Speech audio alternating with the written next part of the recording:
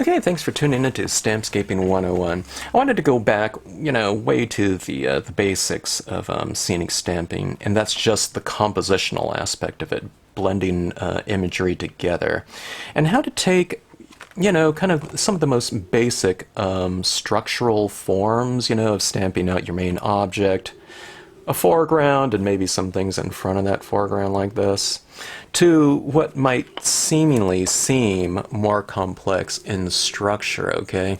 So in this video I just talk about kind of layering your imagery within the foreground, within the background, doing your ghost stamping to, stamp out impressions that would seem a little bit farther back in the distance. And just doing these really kind of simple processes right here that can make a scene go from, a fairly simple composition, which I think looks great too, but if you want to take your scenes in a very easy process way to kind of the next level and creating a little bit more depth, let's say, in the foreground right here by sandwiching this rock amongst these, several impressions of trees, then by just simply having all the trees, say, in front of the rock, like on this one right here, okay? I use nature set number 6 in this one, so if you have nature set number 6, or if you have these kind of images or anything similar to that, you can do it as a stamp along, and stamp along with me and have some fun. So anyways, hope you enjoy the video. If you have any questions, drop me a note in the comment section. Okay, I thought I would do a video here that goes kind of way back to the basics in terms of composition, okay? I won't be doing any coloring here, but I just want to show some basic examples of compositional construction using the individual elements, and how to take something that's, seemingly, fairly simple to just tweaking it slightly to make it seem more complex without really doing very much to achieve that goal. Alright, now I'm going to be using nature set number 6, and it's featuring the Lakeside Cabin here. I happen to have all the wood-mounted versions here, but it also comes in unmounted and cling foam mounted versions. But it's good to get back to the basics every now and then. Okay, so usually in my classes, when I had people kind of think about a general compositional structure, I usually had them start off with their main image, okay? And the main image quite often is the largest one in the scene or something like that. This one, it's the same size as the ledge and the pine here, but it's more of a kind of the focal point of a scene, okay? All right, so placing that down like so. All right, and then we have this ledge here. This ledge could be used behind as this background mountain, or it can be used in the foreground, or it could be used in both. Okay, so I'll add this down here like so. Okay, so we have kind of the near side of the composition. I can add a little bit more of this if it doesn't kind of fill up the edges here. And let's see, I can add, okay, now I would normally do this in color right here, but I'm just going to stamp out this water pattern in black and white, just, to keep things really quite simple for this video here. Okay, so I'm adding some water texture like so, okay. Now, like I said, if I was doing this in water and blue, I would color my ripples in blue, okay? All right, so I'm filling up that space in there. I had a little speck of dust on that stamp right there. I'll kind of wipe it off for my next impression. But anyways, we have this background, kind of midground and foreground filled in, right? And let's go in here, and let's add a little bit more to the foreground to make it seem a little more full, okay? No masking required. All right, so we have something like that. Now, if we wanted to go with a little bit more background, let's utilize some of the additional stamps, or 2 of the additional stamps in the scene. All right, now here's one of the things that I will do. Let me grab a paper towel. This one will do. and I'm going to wipe off the bottom of this about halfway, okay? So I'm removing a lot of the ink. Now that I'm just doing this because this is also in black, so it's going to leave a fairly dark impression. Okay, let's see that. Maybe I'll go for a couple impressions like so. I was careful not to go too far down into that cabin area to get it into the roof, but if I was going to stamp it a little bit lower, I would have masked off the roof with something as simple as a little ripped paper towel like that. You don't need to mask off the trees, you know, of this design, just the rooftop, okay, because these are solid black, all right? And then we have our background trees in there, okay? Pretty simple, okay? All right, let's do a different composition. Let's do something that will require us to fill in a little bit more. Oh, I forgot to use this pine. If I use this pine, I would just stamp it again, like right in here in black or something of that sort. Just, you know, for the simple nature that one's very dark. Like I said, you can take the time to color these green and whatnot. Maybe I'll do it in this video here. But let's do that something like this. Let's stamp out this cabin. Oops, I think I just lifted this a little bit. Let's hope I didn't get a double impression. A little bit. It's not too bad though. Alright, so there's our cabin right there. We have this other area to fill in. Let's just use that same pine row stamp. Okay. Go over here like so. Alright. Let's add a little bit more in the background, okay?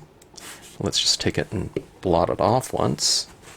Wipe off the bottom. I like to have that transition from dark to light, okay? Maybe let's do mask off that cabin.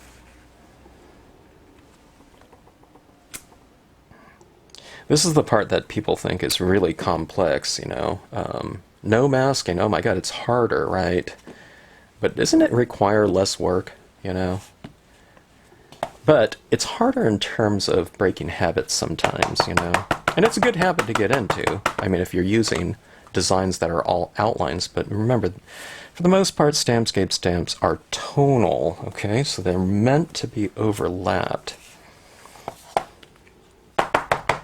So sometimes it's easier for me to teach people that have never stamped before. I mean, it's easier for me to stamp, you know, to teach both people that are brand new, but that aspect of it, they're just not so used to doing really careful placement, you know, stamp positioners, post-it note, cutout, you know, masks and whatnot, you know, things like that. So don't even think about it. So whenever you overlap something, it's no big deal. That's just the way it's supposed to be done, you know. That's the way they're thinking all stamping is. Okay, so here's the pine tree in the foreground. So we're kind of increasing our depth a little bit. It would be better if I, you know, stamped those trees in the background some lighter value as well, so that these pine trees in the foreground would stand out. But we'll do that later. I just want to show you kind of some compositional builds here and how to tweak it a little bit, you know, to make your scene seem a little bit more complex, okay? All right, so these pine trees are going up in the foreground, right? And see how it kind of creates that other side of the lake like that. If I want to, I can add in some of these reeds down here, some of this grass. Maybe the grass is a little bit closer to you. It doesn't mean that it's, you know, high up on the tree. It could be, you know. See that? So, you know, horizontally we had that extra space out there. I could have just left it as is, and this could have just been another part of the lake or whatnot, or, you know, could be an ocean in the background or whatever you want it to be. Okay, so pretty simple compositions right there and really easy to do. Okay, now let's make them a little bit more complex, and I'll show you how to do just a couple tweaks when you're getting into kind of scenic stamping composition builds, okay? Now, just for the sake of it, let's go with a half-page scene. A lot of times people think that half-page scenes or larger scenes are more kind of advanced, okay? But let's just see how much more advanced they really are. Now, they could be, but they don't have to be, okay? Which is one of my main points of this video.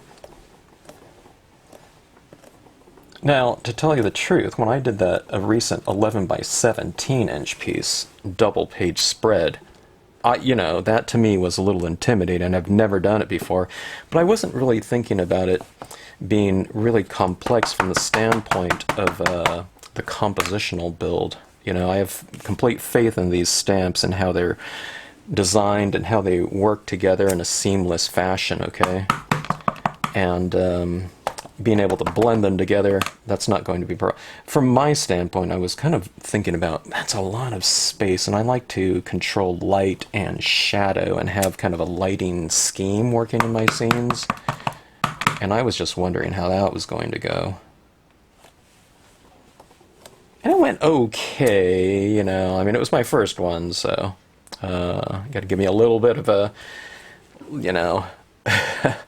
break on that, but it turned out, not too bad.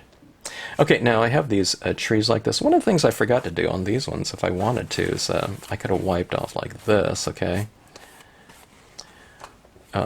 Wet to dry, and we can go with kind of these reflections down here like this. Now, I would fill in with a lot of other things, so I'm not really too worried about, these impressions in general, because it would get a little bit more subdued, okay, with the colors that I brought into that area. Oh yeah, I forgot to bring in some water texture. I think you get the point of this one, though.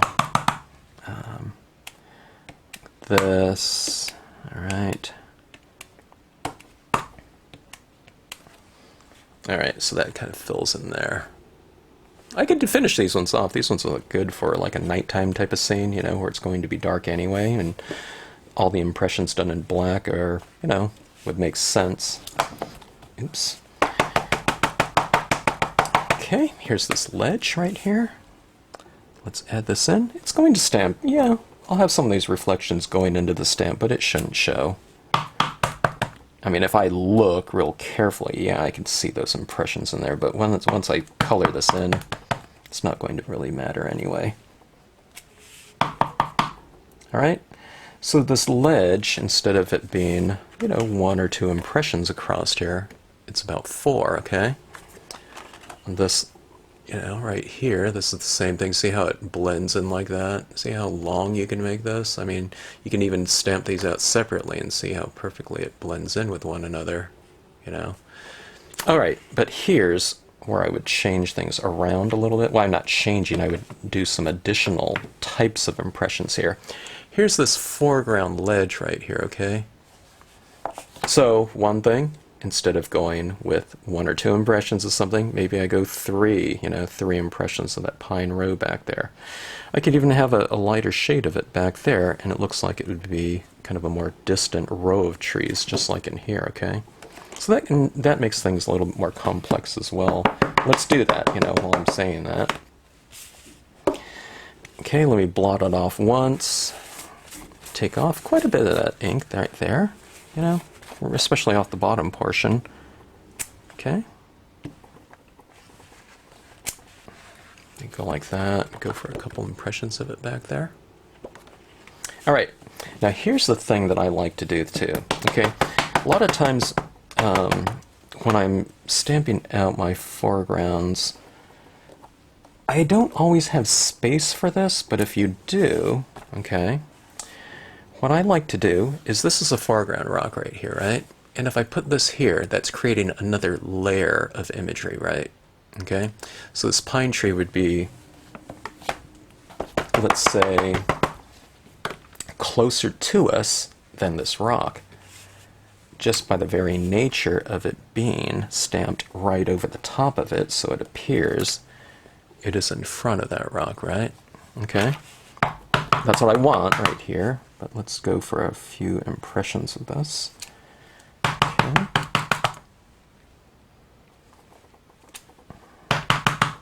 So larger compositions, they're not necessarily harder or anything like that. I mean, there's certainly more areas to color in if you're going to color in. But your techniques are all going to be the same. It just takes a little bit longer in terms of the composition and coloring portion of it, but, it's the exact same process as doing a a card side scene, okay? We can reduce this down. I mean, look at this scene right here. This is like a 2 by 2 inch one right here, and that would be really quite effective as a composition, right? So some people were asking me, are the larger images, you know, better for just larger scenes? What would be better for a smaller card size scenes? Well, they're all the same. You just use different portions. And that's the beauty of scenic stamping. You can use certain portions of it. Okay, so going back to this, we have our foreground of the trees, right? And that rock is still part of the foreground, but let's make it a little bit more complex, okay? And well, all you have to do is you mask off part of that rock right there, and let's use the same tree, right? So if we do that, and we stamp this tree, I'm just stamping the, you know, the tip of it. I mean, you can stamp a little bit, you know, larger portion of it if you want, like so. Okay, so you have this right here. This tree could be on top of that ledge up there, or it could be on the other side of it, okay? So I'm kind of sandwiching this ledge with these trees, you know, as it is in nature quite often, okay? Often in cracks like this, let's say I have a crack like that right there, okay?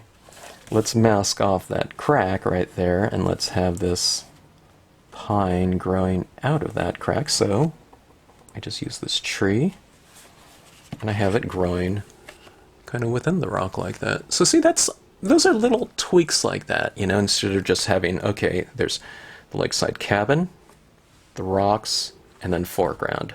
You're just playing around with the same thing, and you're just adding some additional imagery, but portions of it depending on where you're masking it off. And you don't need to do some kind of complex masks or anything like that, or placement, okay? I just keep things real free form like that, okay?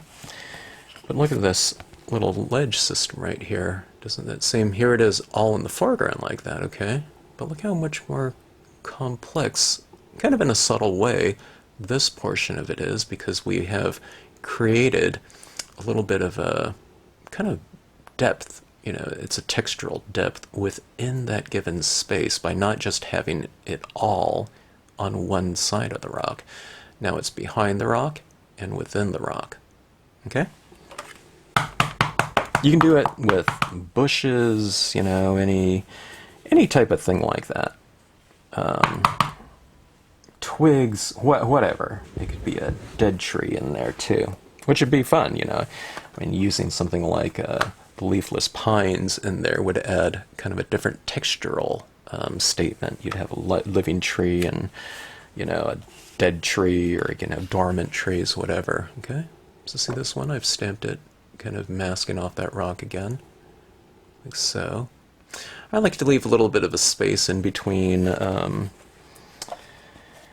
the opening of my scene to kind of let the viewers, I don't know, the viewer of the piece kind of enter in there. So I don't like to, you know, stamp it all out.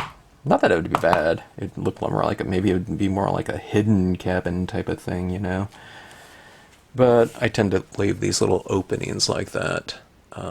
Just, I don't know. It's a little bit more welcoming, you know, to me.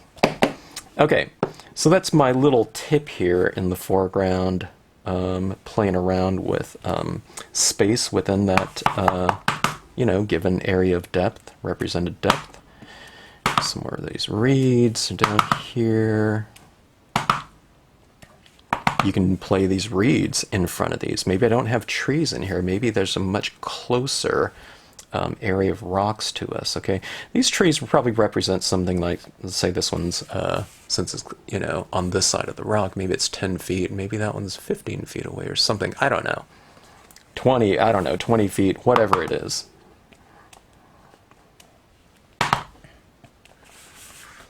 All right, so we get that, and that water pattern within here. Okay, so this is just kind of, I don't see this as an end product right here, and just in terms of this composition right here.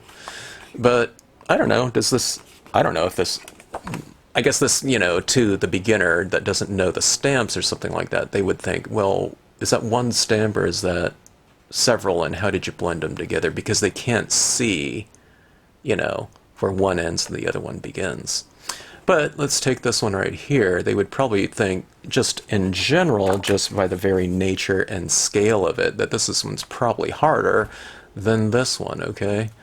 But what is harder about, you know, this? You know, you just kind of mask off this rock and put a few more images. You know, this one has more pine trees in it and whatnot, but it's the exact same process, and you can see where these, you know, kind of blend together, you know.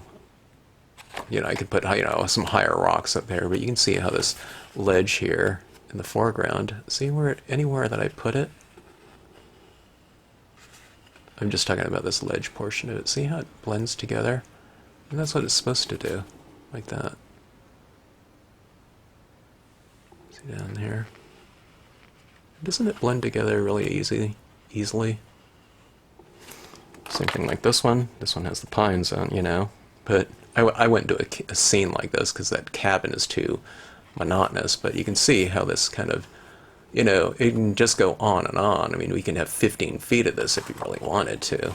You know, just using those designs, I would change it up slightly so that it isn't so, you know, monotonous and whatnot. But see this one right here? I mean, this could fit anywhere in here, right? You know, doesn't it kind of match up in foreground, background, you know, like that?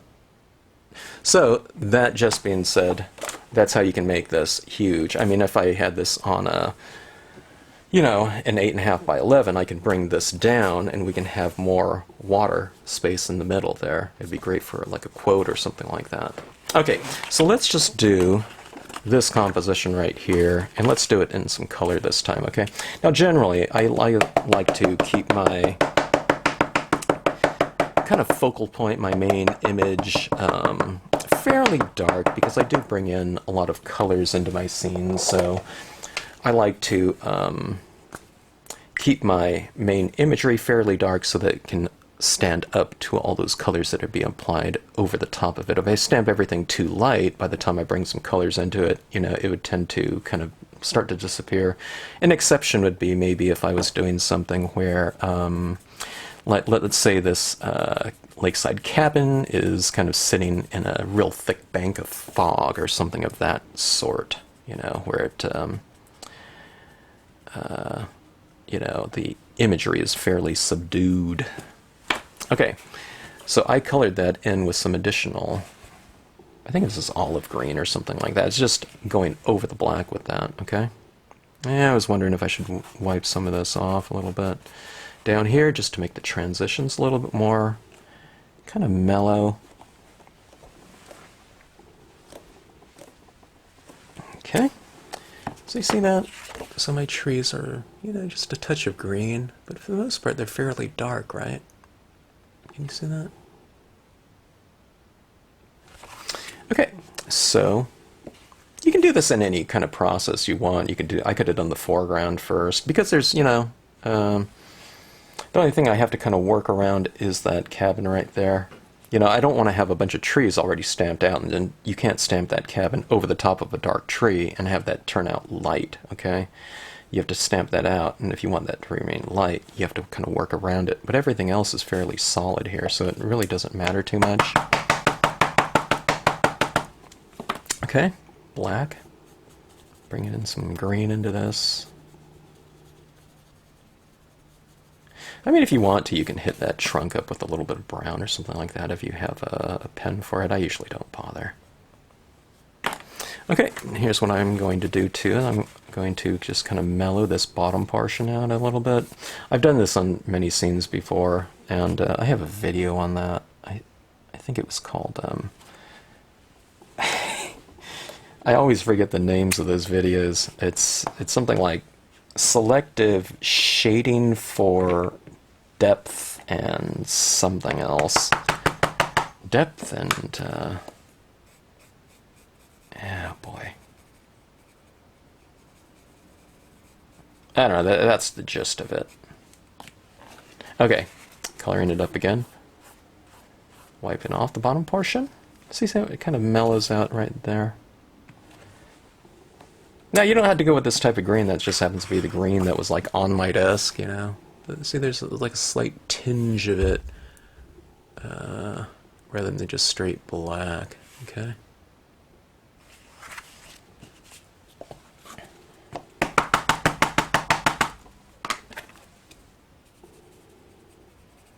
And it's just kind of scumbling. I'm not coloring the whole thing. I mean, you could. This pen is fairly juicy, so, I mean, yeah, I'm getting some black on it, but if I just kind of wipe it off like that, it comes right off. Okay.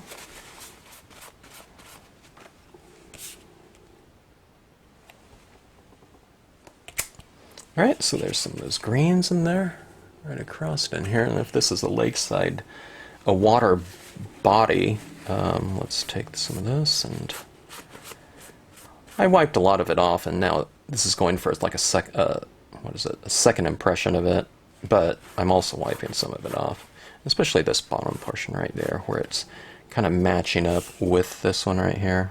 Let's see. Let me wipe off. Now see, this one I'm stamping it out. These treetops are in green, and I don't want to have that green going into the black ledge right there, because it will kind of show up, you know, being that it's a completely different hue.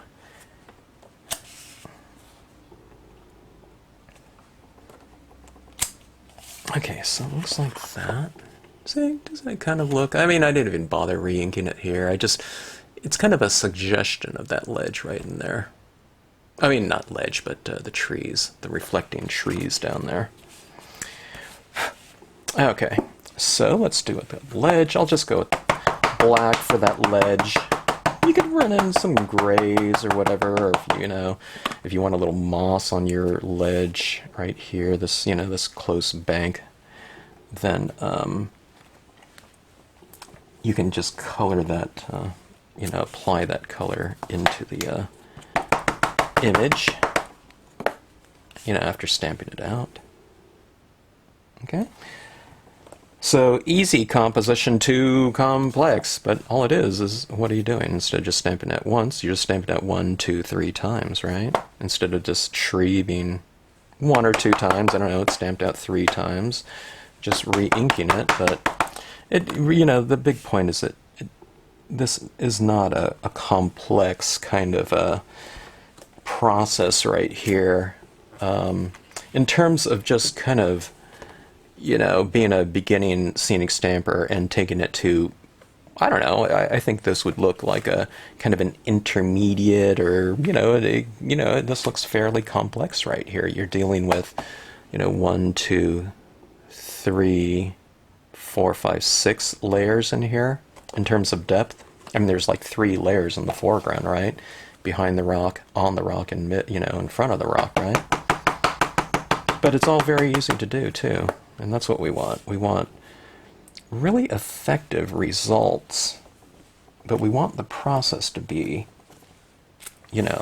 nice and easy in terms of the execution of it, but also with the theory of it. Okay? I mean, the whole idea, right, is no one wants to, finish off a piece of work on anything that they're doing, scenic stamping or any type of project. And if you've taken the time to work on it, it's not necessarily like, if we're giving something to someone else or showing it to someone else, or even to ourselves, we don't necessarily say like, oh, that looks nice. My gosh, how easy, was it to do, or boy, that must have been easy to do. We want it to look a little bit more complex and whatnot, and but not to be, complex in the process and execution. So behind the rock, in front of the rock right here, one height, different height, right? And that creates that kind of variation. All right, let's go with something like this.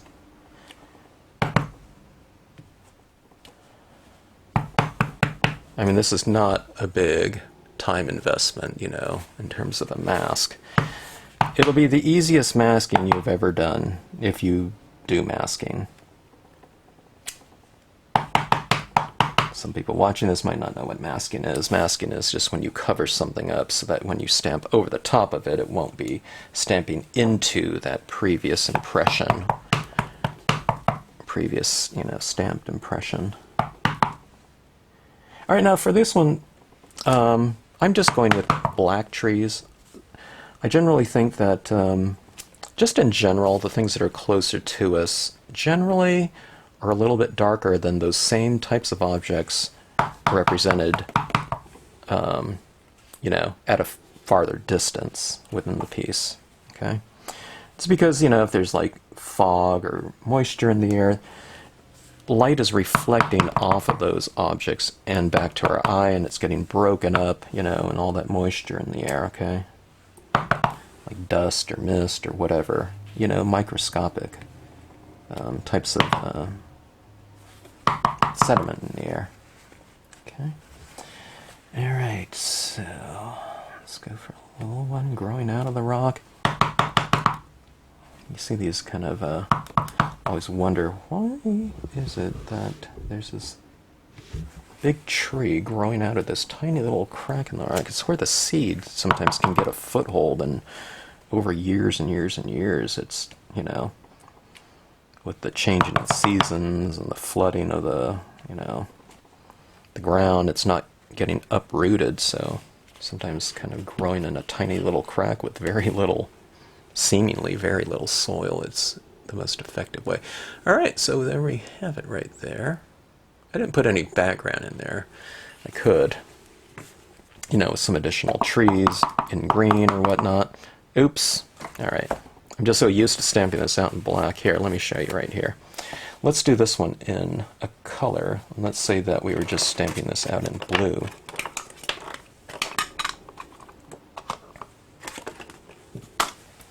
Let's just take a couple values of blue, okay?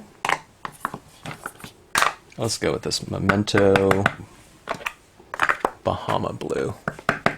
Okay. And I'll just bring this right into the mix. And like I said, this isn't a finished product right here. This is just kind of giving me the foundation for what will come in terms of the coloring. And I'll color this maybe in a different video. I was thinking about going with Summer Sky in one area and kind of Bahama blue in the other area, but that Bahama blue sufficed. Okay, so this is all that area in there. So I'd bring in some blues up in the sky, blue down in the water, and down here, maybe on some of these rocks a little bit, kind of reflecting some of that blue light reflecting off of the surface of the water would be nice. But anyways, okay. Just in recap, all right, that composition right there is about a quarter-page scene, right? I don't know. It's a little bit less, but something like that, okay? Easy to do, right? No masking required. Just stamping out your main image, ledge, a couple trees in there, okay? Expanding out. Not that a larger scene constitutes, it being, kind of a more complex compositional kind of a process, but just in general, that's, it's kind of the notion of a larger piece is probably harder to do, but it doesn't have to be. It can be. I mean, you could bring in, in a much larger scale, you can bring in more imagery if you want to, more different types of imagery, but you don't have to, though. And instead of just stamping out, some of these objects once or twice, maybe, in terms of something like this would be, 2 quarter-page scenes right here, right? So maybe, it just, triples the amount of impressions of a certain object that you might use, or just done in multiples, okay? There's a lot more pine trees on this one than, say, on this one right here. There's 1, 2, 3, 4, 5 impressions of it. Okay, kind of done at different heights right here. All in the front on this one, all right? But just making things a little bit more complex on this one, we have front, on, or within, and behind that rock, okay? So that's just a little tweak, you know, to really kind of, I mean, see this rock right here? Doesn't that look, you know, a lot more kind of deep in terms of the space than just this one right here? I think this one looks fine, but I think this one just looks a little bit more, I don't know, complex and varied too, you know. That rock really looks quite different, you know, that ledge, than say this part right here, you know. And this is one of those things that, you know, for a kind of a non-scenic stamper, if they're looking at someone's scenic stamp, they don't know if this rock right here with these trees on it, if that's one whole stamp right there, as opposed to it being just two different stamps, but you just vary the location of those pine trees within that space. Okay, this will be a great scene just to bring in some blue tones in here, a little bit of gray, maybe a little bit of brown on that, and I don't know, we'll do that on a separate video. But anyways, from beginning to so-called advanced, that's why, you know, when I used to teach my workshops, I always used to think that I called everything Stampscaping 101. I don't know, maybe I called it, I don't know if I called it 201 or something like that.